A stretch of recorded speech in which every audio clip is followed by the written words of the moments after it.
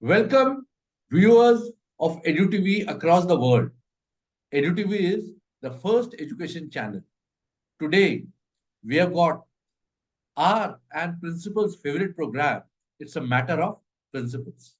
Today, we have a very famous personality of a very famous school of Delhi, Birla Vidya Niketan, and the personality is Mrs. Kushwaha, the famous Mrs. Minakshi Kushwaha. Welcome, ma'am. Thank you so much for your kind words. Ma'am, Birla Vidya Niketan is a very famous school and everyone appreciate the school. Ma'am, how, what was the fuel behind taking up this school so well as you joined here in 2011? I would like to start with this question only, ma'am. What was the reason it was the fuel inside That's it, very ma'am? interesting. That's very interesting. You know, the school is nothing but the teachers and children, Correct. and they have always been very good. Our academic results have always been very interesting, and Yes. I would say amongst the top. We have a trend of many children going to the IITs, the leading medical colleges, IIMs, or the premier institutions of the world, I would say. Correct. And the credit goes only to the teacher because sitting in my office and taking rounds of the school, I only pass on my vision. And it is for teachers to take it forward. And I'm blessed to have such a wonderful lot of teachers. And of course, children, you mold them the way you wish to, and they give you results. So I pass on all the credit to my teachers to begin with. And of course, children, parents are parents are um, uh, very important, I would say, but not all parents are participative in upbringing of their children. So at times it's a challenge, but I believe that if a child is studying with us right from nursery, then we have no reason to say that the child is not doing well or he's from whichever background, because our effect has to be on the child. Very good. Ma'am, you're very modest. It speaks very high about the leadership also. Thank you so much, ma'am. Ma'am, welcome to EduTV. And my first, we would like to have your advice. Ma'am, can or how can passive and reluctant students be transformed into active and enthusiastic students? I think you are a perfect example for doing these things practically from last so many years. Over to you, ma'am. So, see, they're children of all types: active, passive, shy, leaders, researchers, artists, musicians, scholars, sports personalities. So, school has all types of children, and we have to respect them all, irrespective of whatever their kind of personalities are they.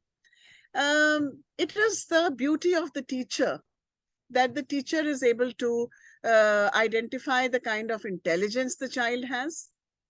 It could be musical, it could be anything. So first of all, the interest of the child has to be recognized by the teacher, appreciated by the teacher.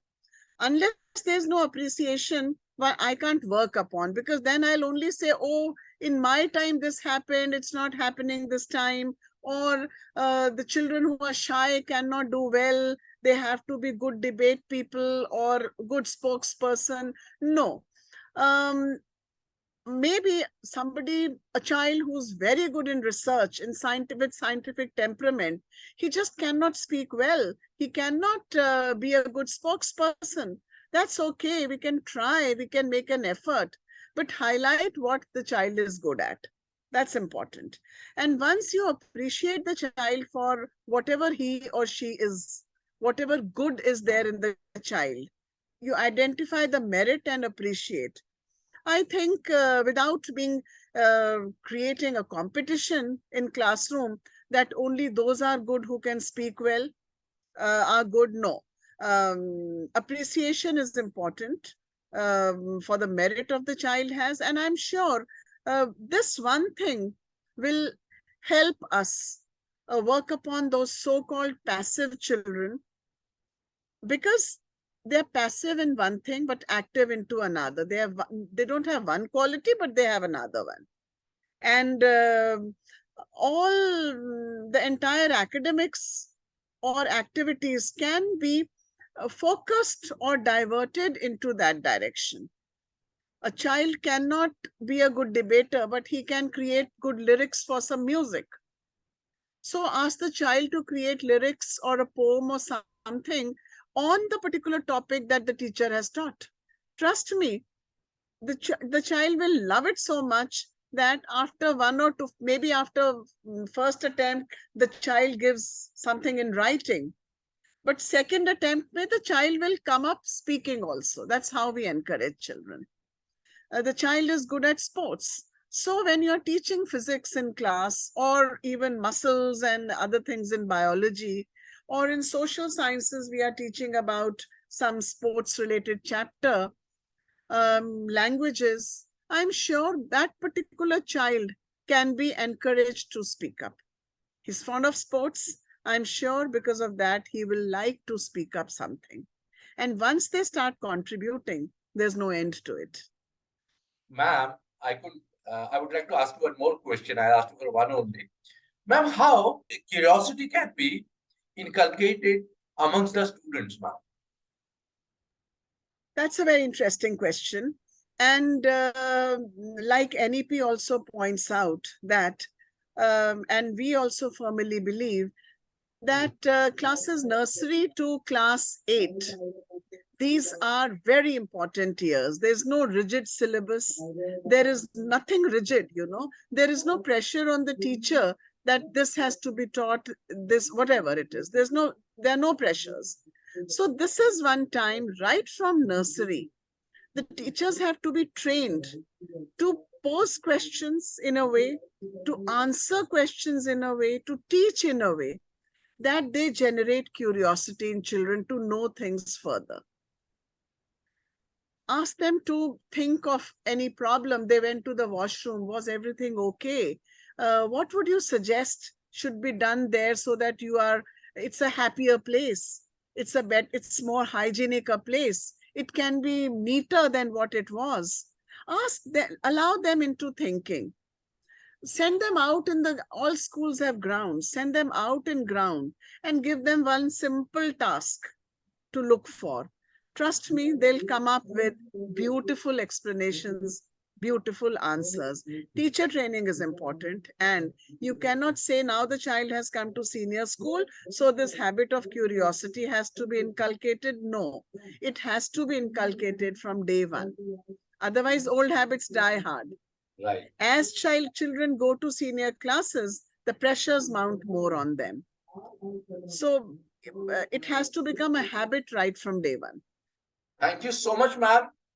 Ma'am, as you have got an annual day, you must be awfully busy. Thanks for your time.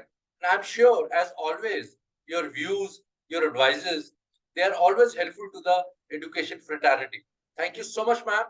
Thanks a ton. Thank you so much. I would just say that teachers training is very important, and ownership of children is very important. Very true. We cannot be saying society is going nuts. Parents don't bother.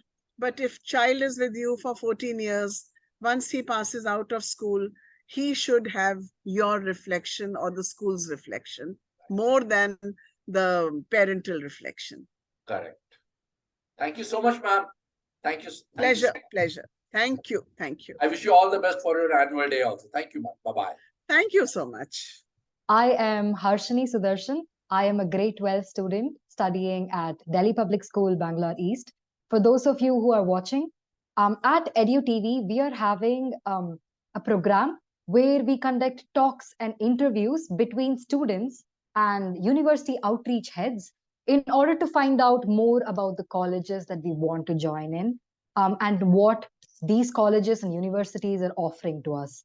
So all of this between a university outreach head and a student in order to get answers to questions that every student like me has. So we're inviting all university outreach heads and students to tune into this. Edu TV is also having a taster program, and some of you may know what it is.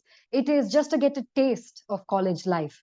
So students are taken on a visit to the university or the college premises to get a taste of what is actually college life in those 3 or 4 crucial college years of your life. So you get to know about placements, job opportunities, careers of the future, what that college or the university has to offer to you, how campus life is in general. So that's what EduTV has to offer to us. So with that being said, thank you so much for joining with us.